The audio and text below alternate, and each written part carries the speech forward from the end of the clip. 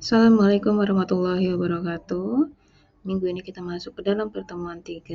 Untuk pembahasan pertemuan 3, kita akan membahas tentang tahapan pembangunan program, definisi dari masalah, outline solusi, lalu pengembangan outline ke dalam algoritma, lalu melakukan tes terhadap algoritma, pemeriksaan algoritma, memindahkan algoritma ke dalam bahasa pemrograman.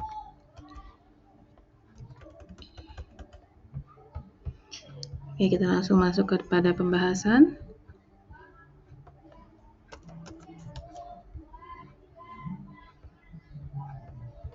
Membangun sebuah algoritma, ini pokok bahasanya. Pendefinisian program. Nah, langkah pertama nih dalam salah satu yang paling penting adalah mendefinisikan masalah. Ini katanya melibatkan membaca dan membaca ulang masalah dengan cermat sampai dengan kita benar-benar memahami apa sih yang sebenarnya diperlukan oleh si program. Nah, ini cukup sering informasi tambahan perlu dicari untuk membantu menyelesaikan setiap ambigu. Jadi kalau misalnya ada ketidakjelasan nih harus dicari tahu terlebih dahulu. Atau kekurangan dalam spesifikasi permasalahan. Nah, katanya untuk membantu menganalisis awal ini, masalah harus dibagi menjadi 3 komponen terpisah. Yang pertama adalah input, ya. Data sumber yang disediakan untuk permasalahannya itu apa saja? Inputannya nanti apa saja data-datanya. Lalu yang kedua adalah output. Daftar output yang dibutuhkannya itu apa?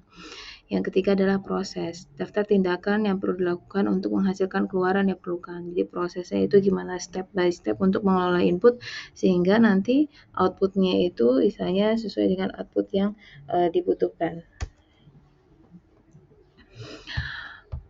Membaca rumusan masalah, komponen input dan output mudah diidentifikasi karena menggunakan data-data deskriptif ya, sudah ada.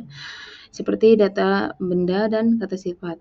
Nah, komponen pemrosesan juga diidentifikasi dengan mudah.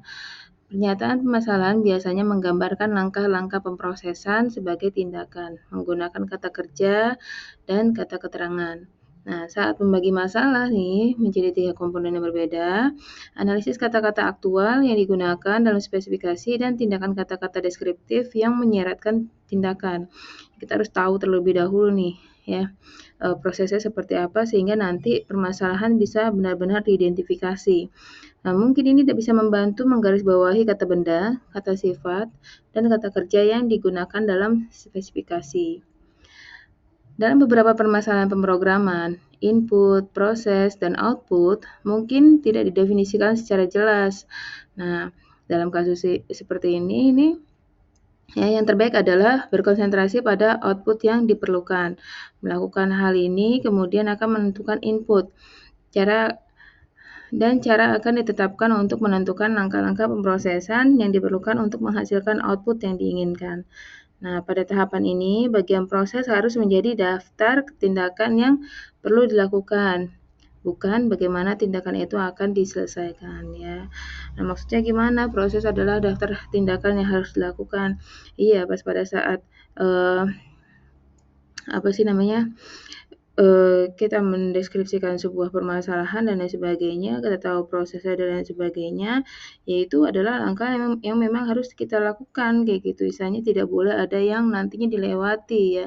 Kayak misalnya kalau kamu membuat sebuah program, kamu riset di lokasi tempat riset dan lain sebagainya, bisa dia punya step by step atau prosedur-prosedur yang harus dilakukan terlebih dahulu atau yang memang di sana tuh dilakukan dan lain sebagainya.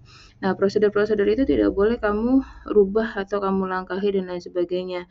Tetapi prosedur-prosedur itu yang nanti akan menjadikan pakem kamu untuk melaksanakan langkah-langkah apa yang nanti harus kamu lakukan. Itu seperti itu ya. Nah, katanya jangan mencoba untuk menemukan solusi sebelum masalah sepenuhnya didefinisikan. Ya, jadi kita harus tahu terlebih dahulu permasalahannya apa dengan jelas, spesifikasinya dengan jelas, baru kita mencari solusi. Jangan permasalahan belum kelihatan, misalnya kamu melihat sebuah sistem itu secara konvensional. Nah, kamu belum mencari tahu nih permasalahannya di proses tersebut itu apa. Tetapi kamu sudah langsung mengusulkan, oh ya udah buat komputerisasi aja, karena komputerisasi itu begini gini gini gini gini.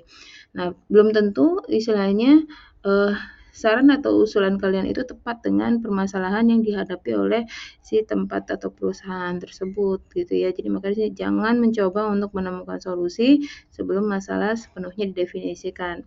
Nah, ini contoh sederhananya ya, sebuah program diperlukan untuk membaca 3 tindakan, 3 angka, menjumlahkan dan mencetak totalnya.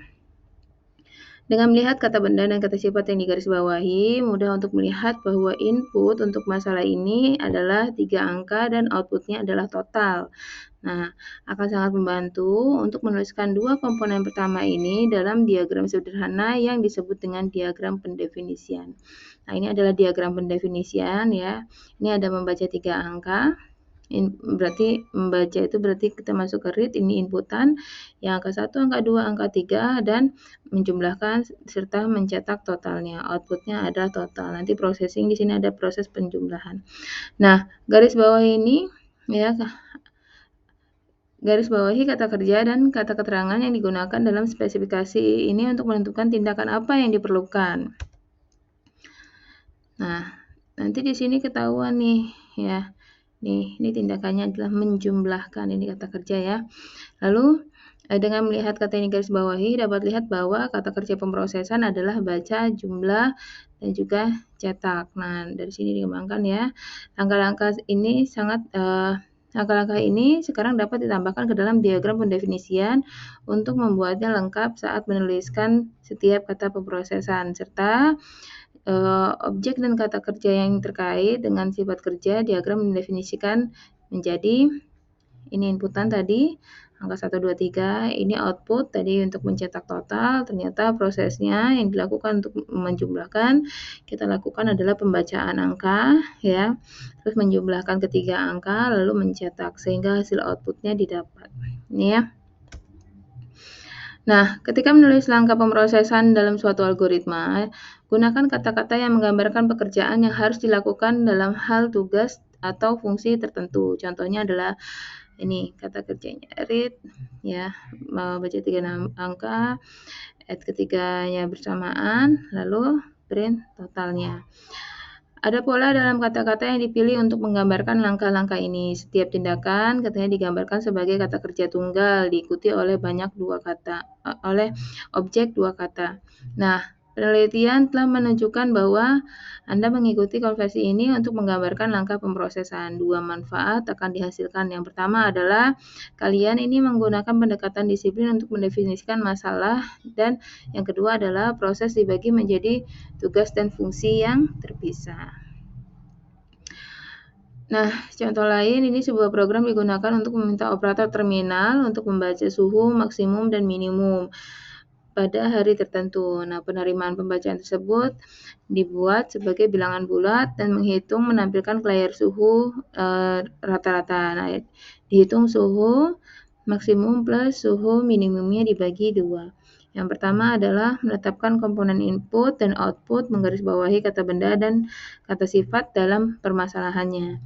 Sebuah program diperlukan untuk meminta operator terminal untuk maksimum ya, suhu maksimum dan suhu minimum pada hari tertentu. Maka ini akan menjadi inputannya, suhu maksimum dan suhu minimum. Ya, yang diminta di sini adalah yang ditampilkan adalah suhu rata-rata ya. Dengan prosesnya adalah suhu maksimum tambah suhu minimum dibagi 2. Nah, maka diagramnya akan menjadi seperti ini. Ya, inputnya maksimum temp ya. Terus minimumnya min temp, lalu outputnya adalah average rata-rata temperatur ya. Ini prosesnya nanti akan kita tentukan. Langkah untuk buat untuk langkah-langkah pemrosesannya di sini adalah kalau dicermati lagi katanya sebuah program diperlukan untuk meminta operator terminal untuk membaca suhu ya pada hari tertentu, menerima pembacaan dalam bilangan bulat dan menghitung. Berarti ada 3 nih. Meminta, menerima dan juga menghitung. Berarti di sini ya. Di sini berarti ada prompt ya, permintaan suhu, ada get pengambilan data suhunya, lalu ada calculate-nya ya, menghitung rata-ratanya, average suhunya. Nah, Di sini setelah dihitung maka harus di-display ya. Nah, sehingga outputnya didapatlah hasil dari average temperaturnya. Oke, lanjut. Merancang algoritma solusi katanya adalah tugas yang paling menantang dalam siklus suatu hidup program. Ya, setelah masalah didefinisikan dengan benar, kalian harus mulai menguraikan solusinya itu seperti apa. Ya, upaya pertama dalam merancang algoritma solusi biasanya ini tidak menghasilkan produk jadi. Jadi nggak bisa langsung di-fix kayak gitu ya. Nah, langkah-langkah solusi mungkin nantinya dapat diubah atau dihapus. Sudut berguna berguna dalam proses coba-coba ini nih. Ya, jadi sebelum kita masuk ke algoritma dan lain sebagainya, kita bisa menggunakan sudut untuk mencoba atau melakukan testing. Karena katanya relatif mudah untuk menambah, menghapus, dan mengubah instruksi. Jangan ragu untuk mengubah algoritma atau bahkan membuangnya dan mengulanginya. Nah, katanya jika kalian tidak sepenuhnya puas dengannya, jika algoritma tidak benar, maka program tidak akan benar. Nah, ada beberapa argumen bahwa pekerjaan seorang programmer ini berakhir dengan desain algoritma. Setelah seorang pembuat kode atau program dapat mengkodekan algoritma solusi ke dalam bahasa pemrograman tertentu ya. Sesuai dengan program yang akan dibangunnya tentunya ya. Nah, dalam praktiknya nih ya biasanya tidak terjadi hal seperti ini, namun bahwa kalian ini tidak mulai pengkodean sampai dengan langkah-langkah yang diperlukan untuk mendefinisikan masalah dan rancang algoritma solusi yang tepat. Nah, di sini ada contoh sebuah algoritma solusi ya untuk 3 sebelumnya.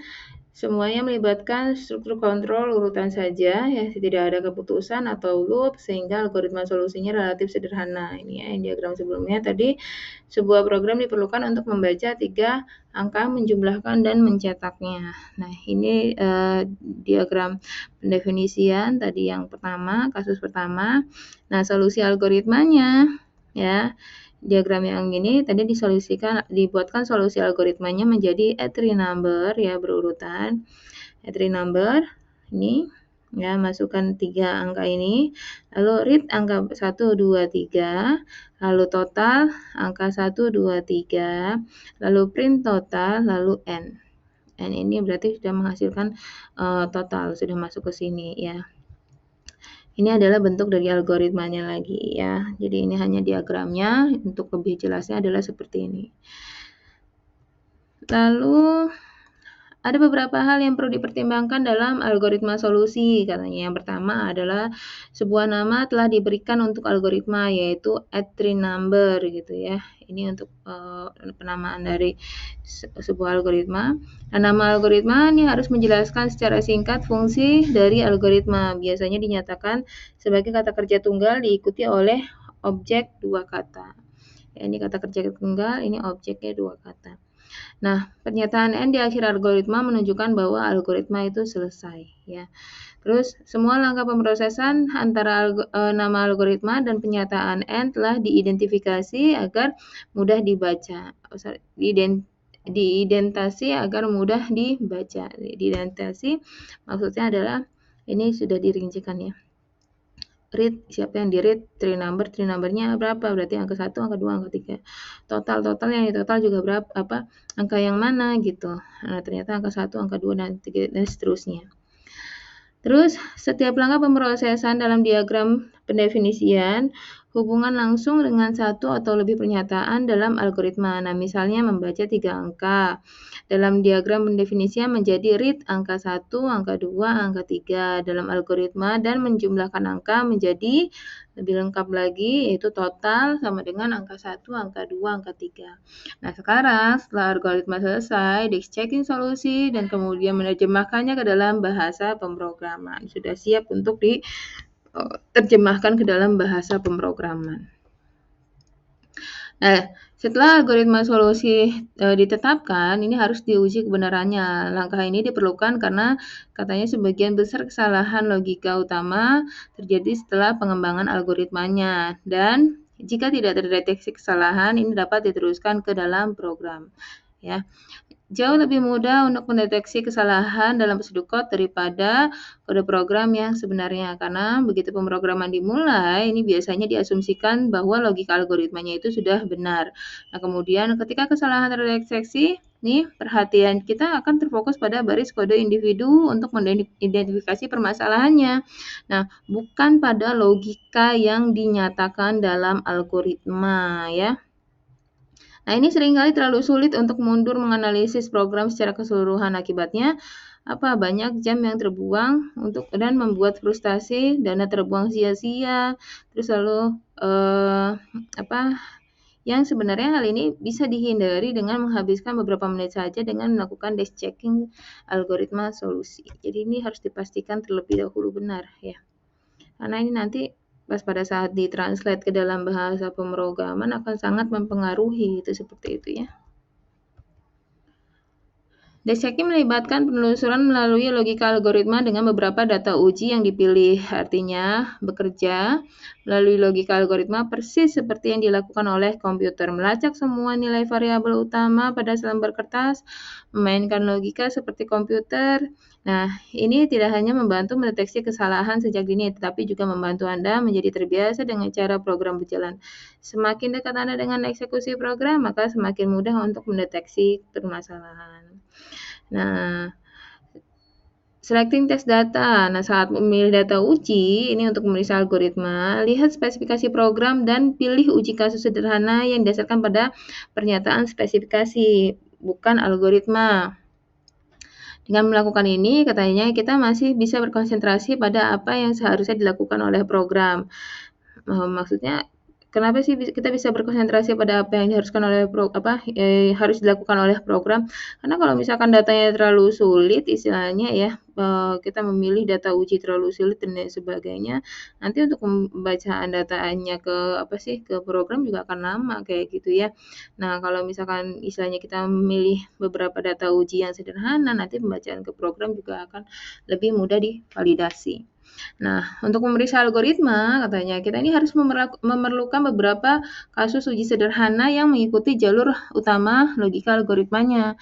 Tes yang jauh lebih komprehensif dan dapat dilakukan setelah algoritma dikodekan ke dalam bahasa pemrograman. Ya. Ada 6 langkah sederhana nih yang harus diikuti saat melakukan dash checking suatu algoritma. Yang pertama adalah pilih uji kasus sederhana yang valid, ya. 2 atau 3 kasus uji biasanya sudah cukup, ya. Baiknya sih 3, ya. Jadi memang sudah divalidasi benar-benar sudah sesuai. Terus lalu kedua, tetapkan hasil sederhana yang diharapkan untuk setiap kasus uji. Salah satu alasan untuk memilih data uji sederhana itu jauh lebih mudah untuk menentukan total 10, 20, 30 daripada 7,5, 2,5 dan lain sebagainya. Ya.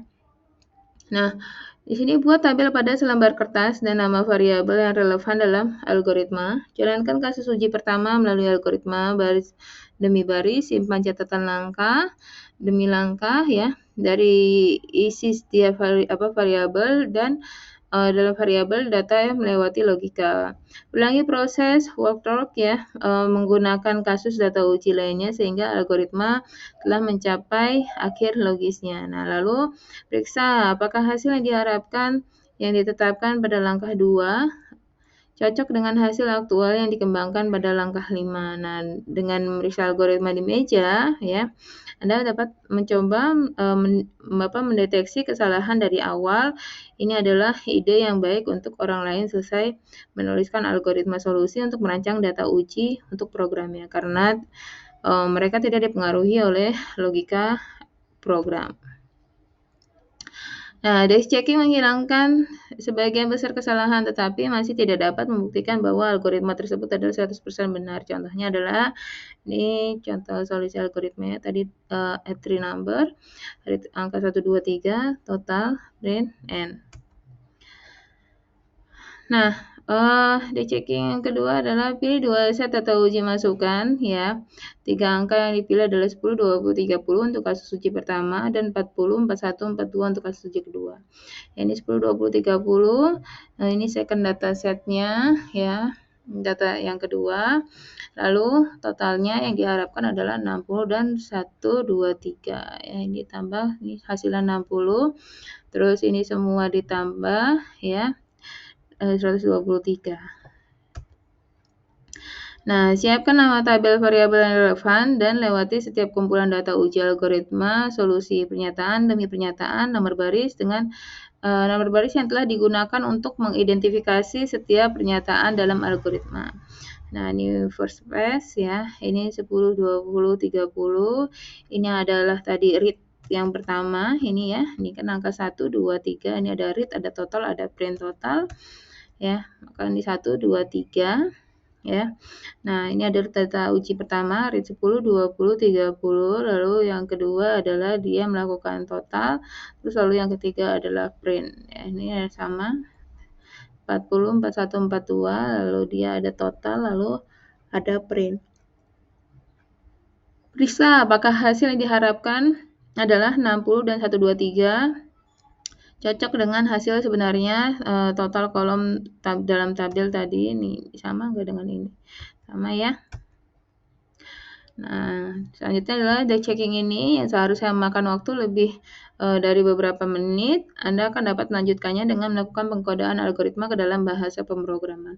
Perhatikan bahwa dalam pada hasil akhir the checking, hasil aktual tidak sesuai dengan hasil yang diharapkan. Algoritma mungkin berisi kesalahan logika. Nah, dalam hal ini perlu diperiksa kembali algoritmanya, lalu perbaiki kesalahan. Nah, ini kalau misalnya ini nanti ada yang tidak sesuai hasil totalnya, ya maka diperiksa lagi ini seperti apa jalanannya ya.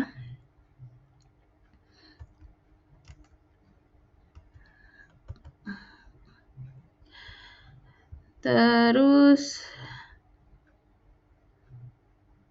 nah, dalam hal ini perlu diperiksa kembali ke algoritmanya lalu perbaiki kesalahan. Simpulannya yang pertama adalah mendefinisikan masalah dengan membuat define diagram ya. Terus yang kedua adalah membuat algoritma solusi menggunakan pseudocode ya. Kalau define diagram tadi yang kotak-kotak, inputannya apa, data inputannya, terus lalu data outputnya apa, terus prosesnya apa saja yang harus dilakukan ya, mulai dari pembacaan data dan lain sebagainya. Nah, terus kita setelah define diagram kita membuatkan algoritma solusi ya, algoritma solusi kita membuatkan secara tersusun ya, step by step yang harus dilakukan seperti apa. Terus lalu melakukan checking algoritma ya dengan menggunakan data uji ya atau kasus uji yang valid yang sebelumnya sudah kita hitung hasilnya itu seperti apa dan lain sebagainya. Sudah masuk ke soal. Pembahasannya udah gitu aja ya. Jadi di dalam melakukan pembuatan sebuah program, intinya yang pertama adalah kalian itu harus benar-benar memahami terlebih dahulu permasalahannya itu apa, sehingga nanti solusi yang kita tawarkan atau yang kita berikan ya di dalam pengusulan sebuah program ini nanti sudah sesuai dengan atau bisa mengatasi permasalahan yang ada di tempat tersebut, sehingga program yang kita hasilkan itu akan lebih bermanfaat, itu seperti itu ya. Jangan sekali-kali misalnya kita membuatkan sebuah program ya hanya menanyakan saja misalnya kalian riset Bapak Ibu apakah di sini sudah menggunakan program K? Oh ternyata belum, pencatatannya masih manual. Bagaimana kalau saya buatkan program dan lain sebagainya. Nah hanya seperti itu saja. Nah kalau misalkan hanya seperti itu saja nanti dikhawatirkan ada permasalahan-permasalahan pokok yang kita tidak tahu yang dialami oleh perusahaan atau si pengguna program ini ternyata tidak tercover permasalahannya oleh kita, itu seperti itu. Nah, akhirnya gimana ya? Akhirnya adalah program kita nantinya akan tidak begitu berguna gitu. Karena kenapa? Permasalahan yang dihadapi tidak tercover di dalam situ. Itu seperti itu ya. Nah, untuk permasalahan sendiri sebenarnya banyak, ada permasalahan secara teknis dan juga non teknis. Kalau untuk teknis itu nanti istilahnya kamu harus juga memahami istilahnya contohnya adalah kayak penyimpanan, terus mungkin pencatatan dan lain sebagainya itu adalah secara teknis ya. Ada non teknis nanti mungkin dari sisi informasinya gitu. Informasinya mungkin ada informasi yang dibutuhkan tetapi istilahnya tidak bisa disajikan atau misalkan sulit untuk disajikan. Atau juga mungkin misalnya, di sana itu sering terjadi, kesalahan human error ya dalam pencatatan dan lain sebagainya, sehingga informasi yang dihasilkan itu tidak, masih dipertanyakan lah, intinya seperti itu ya. Tidak sesuai atau tidak tepat ya kan, karena kan kemarin istilahnya untuk informasinya sendiri kan sebenarnya informasi yang bagus adalah informasi yang relevan ya, yang akurat dan juga yang, tepat waktu, itu seperti itu ya. Maka kalau misalkan salah satunya ini saja istilahnya tidak dipenuhi dan lain sebagainya, maka nilai dari kualitas informasi juga akan, menurun. Nah itu ya. Jadi sekali lagi saya pertegas di dalam membuat sebuah program, sebaiknya kalian pahami terlebih dahulu permasalahannya apa. Nah, kalau sudah tahu permasalahannya apa dan lain sebagainya, itu nanti tinggal kalian tek tek tek tek tek gitu. Jadi, ada draft-nya gitu ya, ada draft dalam artian adalah kalian bisa mencari, satu persatu untuk menyelesaikan solusi dalam permasalahan tersebut. Nah, itu seperti itu ya. Oke, selamat belajar program ya.